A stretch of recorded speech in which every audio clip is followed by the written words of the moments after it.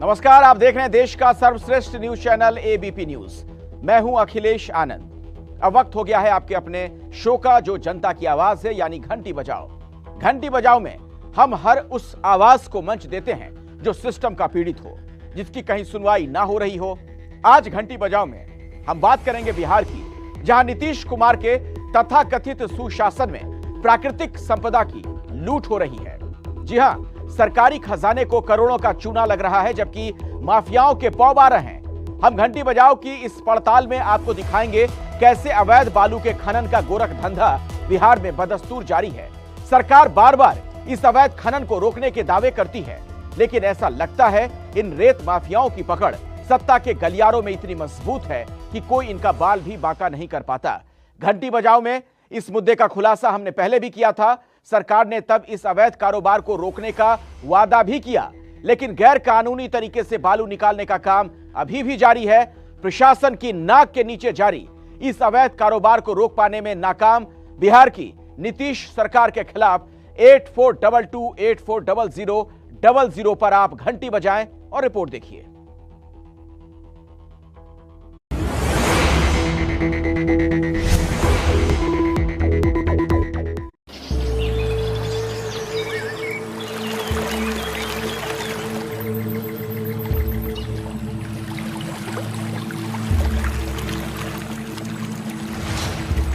बिहार में दूर तक बहती गंगा नदी।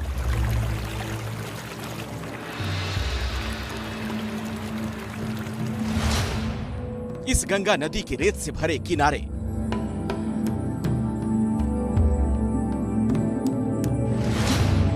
और इसी गंगा से लगे इलाके से चौंकाने वाली कई तस्वीरें एक के बाद एक आज आपके सामने आने वाली हैं।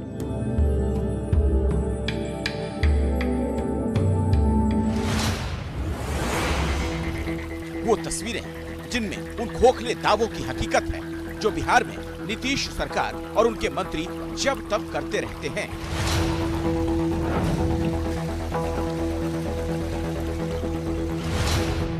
हर तस्वीर बिहार में न सिर्फ खोखले सरकारी दावों की घंटी बजाएगी, ये भी बताएगी कि नीतीश राज में कैसे उनके विभाग और अधिकारियों की नाक के नीचे गैर कानूनी खेल चल रहा है, वो भी दिन दहाड़े।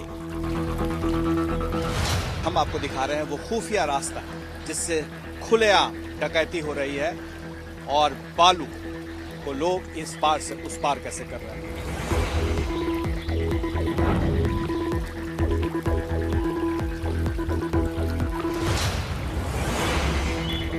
ये बालू यानी रेत के अवैध खनन और उसकी खुलेआम चल रही तस्करी की तस्वीरें हैं।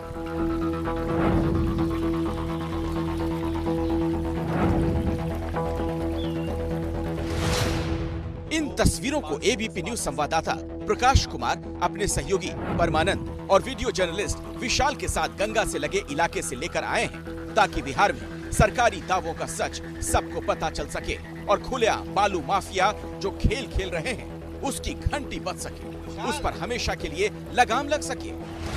जितने सारे आप बालू देख रहे हैं, ये एक नाव में कम से कम 10 ट्रैक्टर बालू होता है।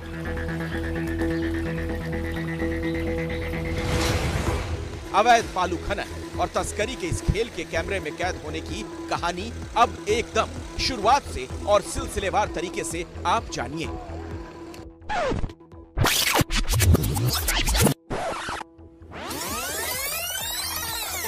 उबड़ खाबड़ रास्तों पर चलते हुए अब हम पहुंच गए हैं ठीक गंगा नदी के बीच में।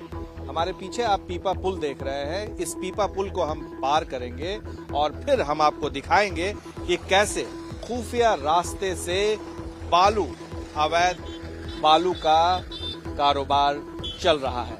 हमारे साथ हमारे सहयोगी परमानंद होंगे जो बताएंगे कि ये जो अवैध खनन चल रहा है कितने दिनों से चल रहा है। ये राजधानी पटना से लगा दानापुर दियारा इलाका है।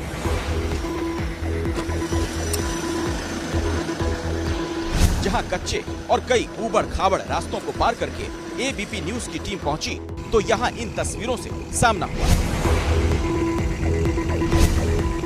गंगा नदी पर बने इस पीपा पुल के नीचे से एक के बाद एक कई नाव गुजरती आप देख रहे हैं। कोई नाव अवैध बालू से भरी है, कोई खाली है। हर नाव पर 10 से 12 और 15 लोग सवार हैं। नाव पर सवार ज्यादातर लोग वो मजदूर हैं जो बालू माफियाओं के लिए काम कर रहे हैं। इसके बदले माफियाओं से इन्हें पैसा मिलता है, जिसके लिए ये हर नियम कानून को ताक पर रख देते हैं। इसी तरह पीपा पुल के नीचे से जुगाड़ के जरिए नावों में अवैध बालू को एक जगह से दूसरी जगह पहुंचाते हैं। ये बालू गंगा नदी के अलावा सोन नदी से भी खुलेआम निकाली जा रही है। इसी काले खेल का खुलासा संवाददाता प्रकाश कुमार ने किया। ये जो है पूरा बालू माफिया जो है उनका गढ़ माना जाता है। छपरा के डोरीगंज इलाके से लोग चलते हैं और फिर इसके नीचे से आराम से निकल जाते हैं और एक के बाद एक जितने सारे आप बालू देख रहे हैं, ये एक नाव में कम से कम 10 ट्रैक्टर बालू होता है, 12 ट्रैक्टर बालू होता है। आप समझ लीजिए कि बगैर टैक्स दिए, बगैर पैसा दिए कैसे रोज हजारों नाव इस पार से उस पार और फिर वो पहुंच जाता है ग्राहकों तक, जिसे मिट्टी के भाव खरीदा जाता है, जिसका दाम बहुत कम होता है, उसे सोने के भाव में पटना में मंडियों में बेचा जा रहा है। आप देख लीजिए खुद गंगा नदी, और यहाँ पर गंगा नदी में जो पीपा पुल बनाया गया है, इसके 6 महीने तक करीब जब पानी कम होता है तो उस वक्त में ये पीपा पुल होता है और बाकी समय में पीपा पुल हट जाता है। लेकिन जब पीपा पुल बन जाता है तो उसके बाद से किस तरह से खुफिया रास्ते से नाव पास होते रहता है। बिहार में गंगा और सोन नदी से लाल बालू के अवैध खनन से काली कमाई का ये पहला या नया मामला नहीं, लेकिन इस बार कुछ नया है तो वो है बालू के माफियाओं और धंधेबाजों का तरीका। एक बार फिर से देखिए कैसे पीपा पुल के नीचे के रास्ते को बालू माफियाओं ने तस्करी का रास्ता बना लिया है, जो पुल और उससे गुजरने वाले आम लोगों के लिए बेहद खतरनाक हो गया है। देखिए आप कैसे खुफिया रास्ते से पहले लोग सिर झुका लेते हैं, उसके बाद पतवार को नीचे कर लेते हैं और फिर ऊपर से ट्रैक्टर है, गाड़ियां जा रही हैं और नीचे से वो किसी तरह से बड़ी मेहनत मशक्कत के बाद वो पार करते हैं। बालू के इस काले खेल में लगे इन लोगों को ना किसी का डर है, ना किसी का खौफ, खुलेआम सब चल रहा है और इसे देखने और रोकने वाला दूर दूर तक कोई नजर नहीं आता, ना पुलिस, ना कोई विभाग और ना ही उसके अफसर। जो अच्छा काम किया है, बालू बंदी करना है, पूरा बिहार बालू से जुड़ा हुआ, अब यही काम है, बालू बंद कर देना, गरीब का क्या कर रहा है। गंगा नदी पर पीपा पुल के नीचे के ये रास्ते बहुत सकरे हैं, लेकिन बड़ी बड़ी ओवरलोड और लाल बालू से लदी नाव फिर पुल के नीचे से आर पार हो जाती है।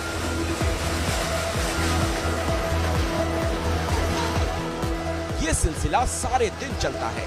50 से ज्यादा नावों को पीपा पुल के नीचे के इस रास्ते से पार होने में सिर्फ आधा घंटे का वक्त लगता है। इससे आप अंदाजा लगा सकते हैं कि कितने बड़े पैमाने पर सिर्फ इसी इलाके में बालू का काला खेल चल रहा है। पतवार है जिसे इस खुफिया रास्ते से ले जाते वक्त नीचे गिरा दिया गया था और अब उसे ऊपर उठा दिया गया है और जितने भी आप एक नाव पर कम से कम 10 से 15 लोग आपको मिलेंगे, ये सब मजदूर हैं ज्यादातर जो ठेकेदार के लिए काम करते हैं।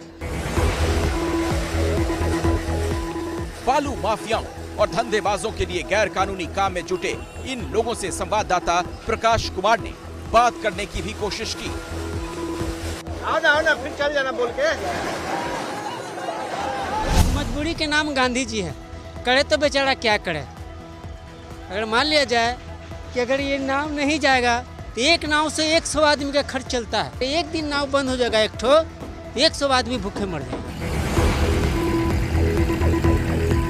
बालू के अवैध खनन और तस्करी में लगी इन नावों पर अब जरा बारीकी से ध्यान दीजिए। देखिए नावों पर चूल्हे से लेकर खाने पीने और सोने से लेकर जरूरत का हर साजो सामान मौजूद है। ये सारा इंतजाम इसलिए ताकि नाव से ज्यादा समय के लिए इन लोगों को उतरना ना पड़े और ज्यादा से ज्यादा बालू का खनन कर उसे एक जगह से दूसरी जगह लगातार पहुंचाया जा सके। ऐसा नहीं है कि सभी लोग बालू माफियाओं के लिए ही काम कर रहे हैं। इलाके के कुछ दूसरे लोग भी खुद नियम कानूनों को ताक पर रखकर और जोखिम लेकर गंगा और सोन नदी के इलाकों से बालू निकालने लगे हैं। दावा है कि उसके लिए भी पैसा रंगदारी के रूप में बालू के दबंग माफियाओं को देना पड़ता है और ये सब काम पीपा पुल ठेकेदारों की मिली भगत से दिन दहाड़े चलता है। आरोप तो यहाँ तक है कि सरकारी विभाग के कई लोग भी इस काले खेल में शामिल हैं, इसलिए भी इसे रोकने वाला कोई दूर दूर तक नहीं दिखता।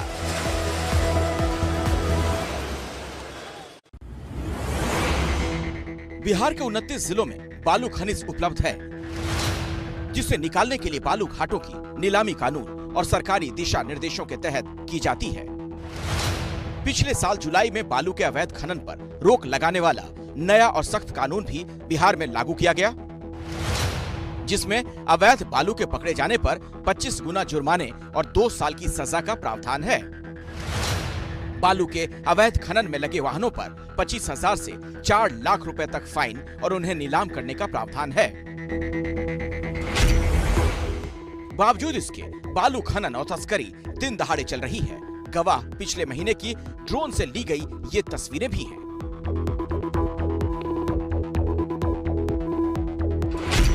ये भोजपुर जिले की तस्वीरें हैं जो आसमानी कैमरे ने फरवरी महीने में कैद की। देखिए कैसे सोन नदी के पास सैकड़ों ट्रक और ट्रैक्टर सरकार को चुनौती देते हुए लाल बालू के खनन, ढुलाई और तस्करी में जुटे हुए दिखे।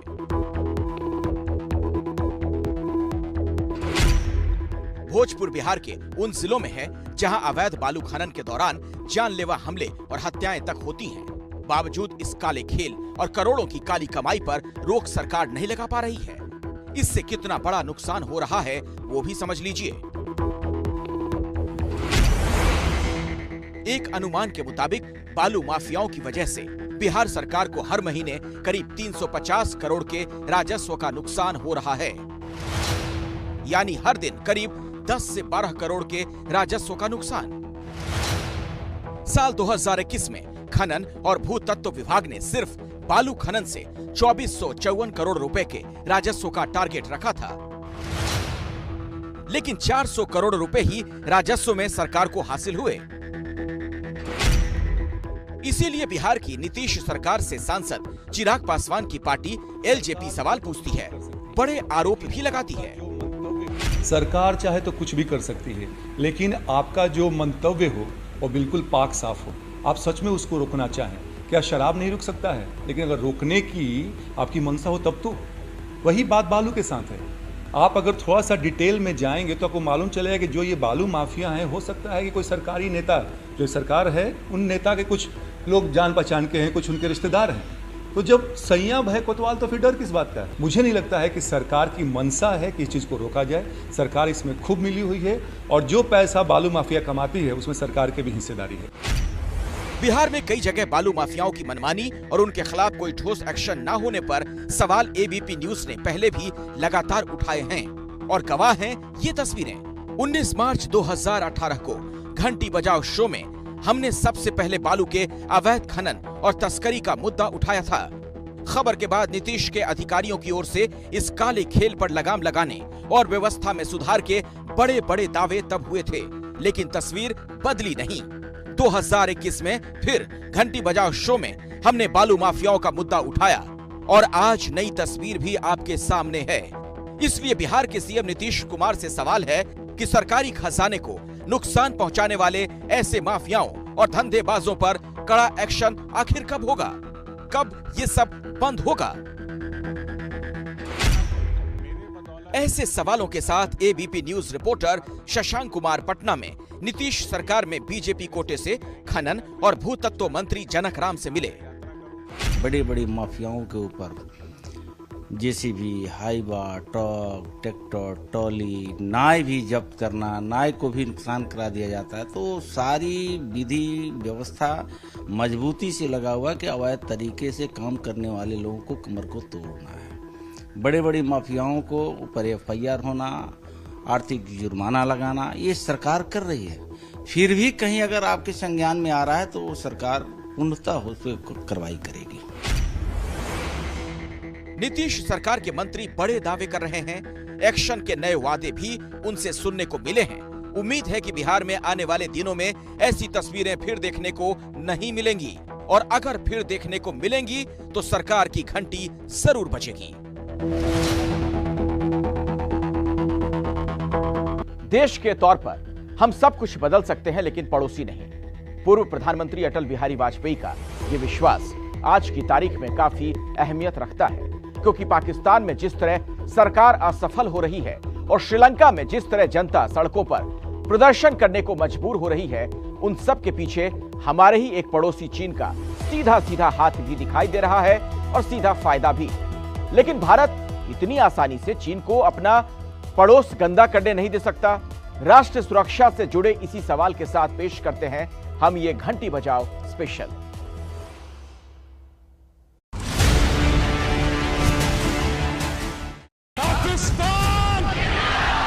पाकिस्तान कौन बचाएगा पाकिस्तान?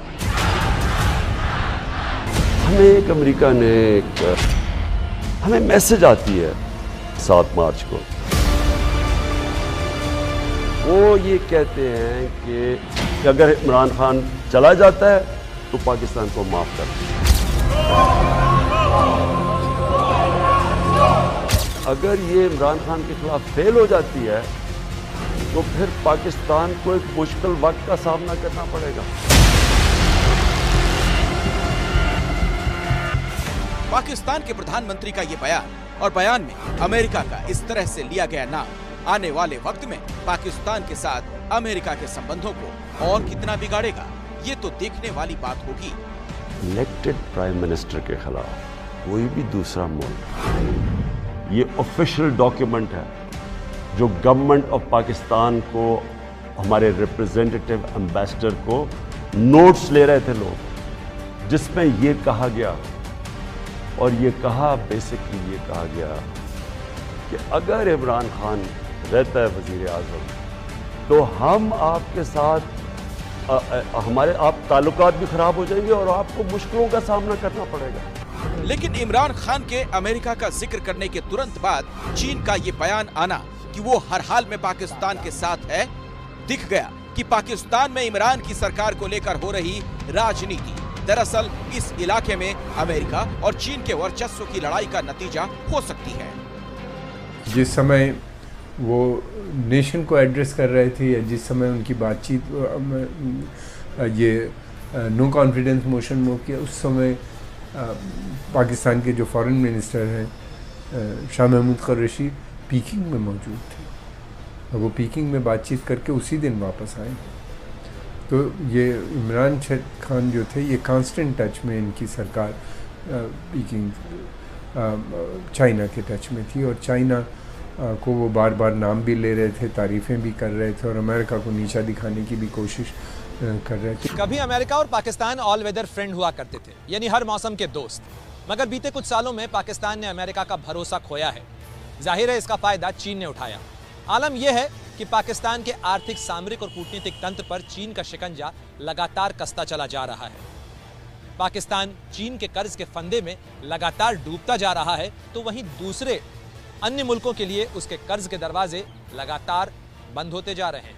बड़ी उम्मीदों से शुरू किए गए चीनी प्रोजेक्ट CPEC का अब तक पहला चरण भी शुरू नहीं हो पाया है, और 2 साल से ये CPEC का प्रोजेक्ट लगभग बंद पड़ा है। पाकिस्तान को चीन के कर्ज का ब्याज देना है जो वो नहीं दे पा रहा है। ऐसे में अब पाकिस्तान की मजबूरी ये है कि वो चीन से $3 अरब का और कर्ज मांग रहा है, लेकिन चीन की तरफ से पाकिस्तान को ज़्यादा कर्ज देने पर कोई आश्वासन अब तक नहीं मिल पाया। चाइना की जो पॉलिसी है वो इसी तरह की है, तो वो इतना बड़ी रकम इन्वेस्ट कर देता है उस मुल्क में कि वो इकनॉमी उसको सस्टेन नहीं कर पाती, अब्जॉर्ब करने की जो कैपेसिटी है वो नहीं होती। तो उसका नतीजा ये होता है कि उसके जो इंटरेस्ट होता है वही नहीं पे कर पाते। जो चाइना जो है पाकिस्तान इकोनॉमिक कॉरिडोर के अंदर लगभग 60 बिलियन से भी ज़्यादा का इन्वेस्टमेंट कर रहा है। तो उसका जो इंटरेस्ट बनता है वो बहुत होता है, और चाइनीज़ को पाकिस्तान वो इंटरेस्ट देने में भी असमर्थ रहेगा, जैसा कि श्रीलंका में हुआ। श्रीलंका की हालत बेहद खराब है।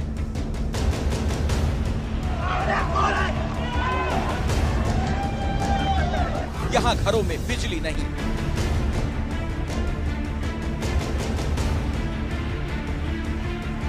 गाड़ियों के लिए पेट्रोल नहीं,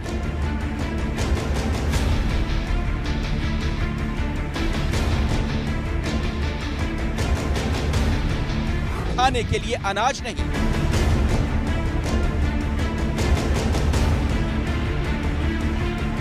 लोग सरकार के खिलाफ सड़कों पर उतरने को मजबूर हैं।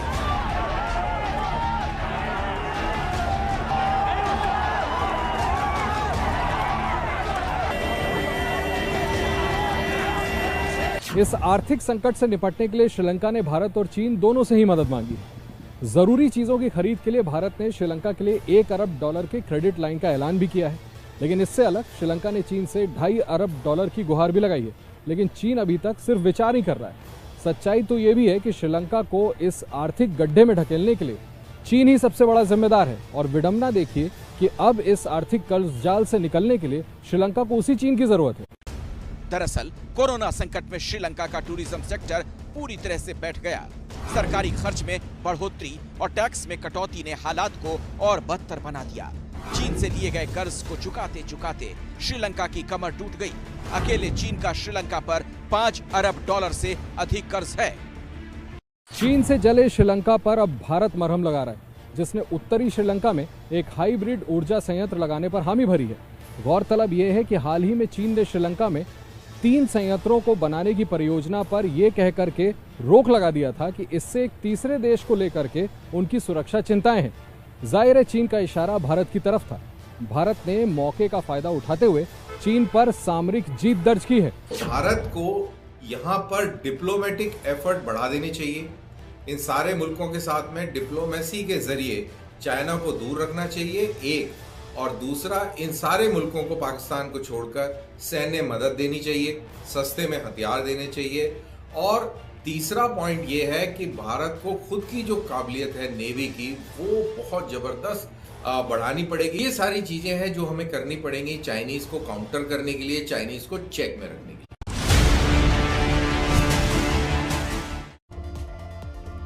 और अब बात करते हैं बांग्लादेश की, जो कि दक्षिण एशिया में चीनी निवेश पाने वाला पाकिस्तान के बाद दूसरा सबसे बड़ा देश है। जानकार ये भी चेतावनी दे रहे हैं, चीन के पैसे पर बढ़ती निर्भरता ढाका को बीजिंग के आगे कमजोर कर सकती है। लेकिन बांग्लादेश के साथ साथ भारत के एक और पड़ोसी नेपाल ने रीढ़ की हड्डी दिखाई है और चीनी मंसूबों पर पानी फेरना शुरू कर दिया है। बांग्लादेश अब साल 2022 तक 24,000 मेगावाट बिजली उत्पादन के अपने महत्वाकांक्षी ऊर्जा लक्ष्यों को पूरा करने के लिए चीन पर निर्भर हो रहा है। पद्मा नदी पर रोड रेल प्रोजेक्ट के तहत बना पद्मा पुल भी चीन की इंजीनियरिंग कंपनी ने तैयार किया है। बांग्लादेश चीनी कर्ज के फंदे से बचने की लगातार कोशिश कर रहा है। जाहिर है किसी भी मुल्क के लिए चीन के सस्ते कर्ज के प्रस्ताव को ठुकराना आसान नहीं है, लेकिन बांग्लादेश ने 2016 में दक्षिण पूर्वी बांग्लादेश के सोंदिया इलाके में बंदरगाह बनाने के प्रस्ताव को ठुकरा दिया, क्योंकि इस बंदरगाह को लेकर भारत की तरफ से चिंताएं भी जताई गई थी। अगर ये बंदरगाह चीन को मिल जाता तो उसकी पहुंच भारत के अंडमान निकोबार इलाके के लिए काफी नजदीक हो जाती।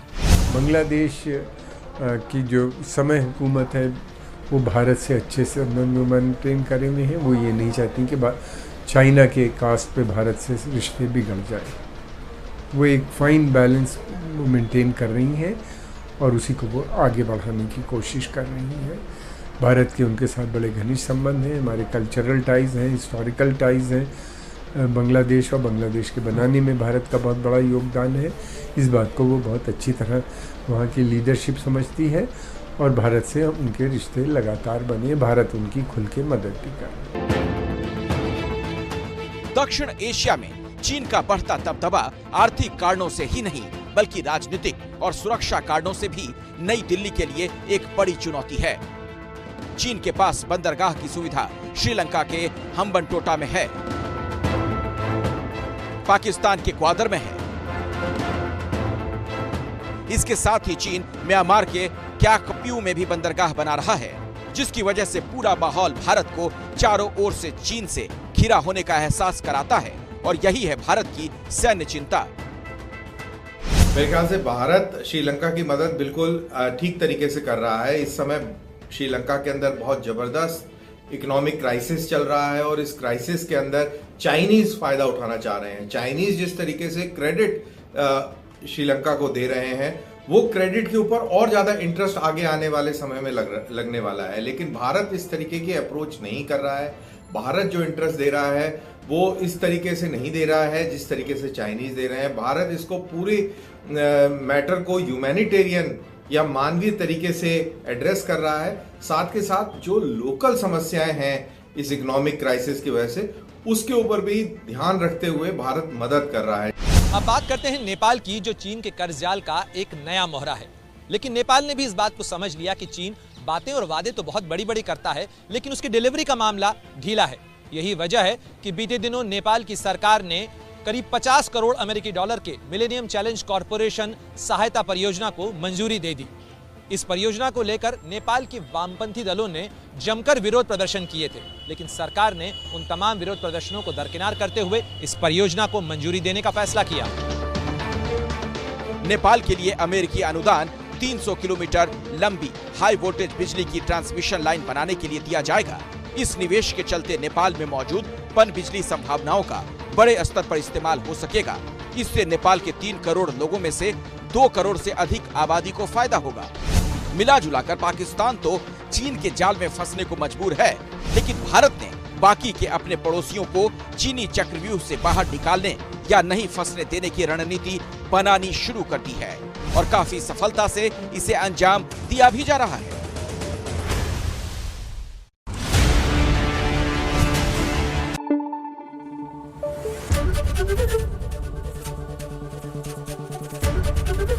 एबीपी न्यूज आपको रखे आगे।